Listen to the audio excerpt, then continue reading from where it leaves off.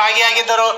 ಯೋಗ ಶಿಕ್ಷಕರಾಗಿರ್ತಕ್ಕಂಥ Siddappa B Kalgudi ಅವರು ಈ ಒಂದು ಯೋಗ ಶಿಬಿರವನ್ನ ಆಯೋಜನೆ ಮಾಡಿರ್ತಕ್ಕಂಥದ್ದು. ಪ್ರತಿನಿತ್ಯ ಬೆಳಗ್ಗೆ 7ರಿಂದ 8:30 ಈ ಯೋಗ ಶಿಬಿರ ನಡೆಯಲಿದೆ.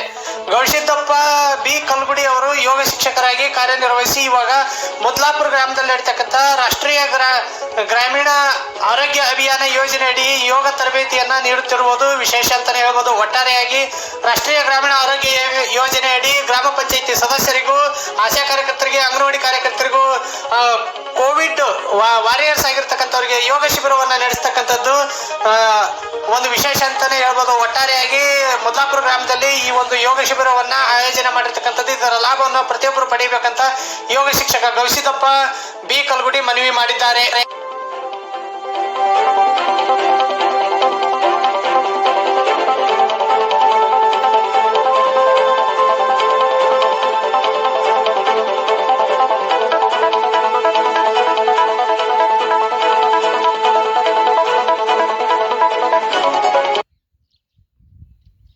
ಕೊಪ್ಪಳ ತಾಲೂಕಿನ ಮುದ್ಲಾಪುರ ಗ್ರಾಮದಲ್ಲಿ ರಾಷ್ಟ್ರೀಯ ಆರೋಗ್ಯ ಅಭಿಯಾನದ ಯೋಜನೆಯಡಿ ಇಂದು ಯೋಗ ಶಿಬಿರವನ್ನ ಆಯೋಜನೆ ಮಾಡಲಾಗಿತ್ತು. ಗ್ರಾಮ ಪಂಚಾಯಿತಿಯ ಸದಸ್ಯರು, ಆಶಾ ಕಾರ್ಯಕರ್ತರು, ಅಂಗನವಾಡಿ ಕಾರ್ಯಕರ್ತರು ಈ ಒಂದು ಯೋಗ ಶಿಬಿರದಲ್ಲಿ ಭಾಗಿಯಾಗಿದ್ದರು.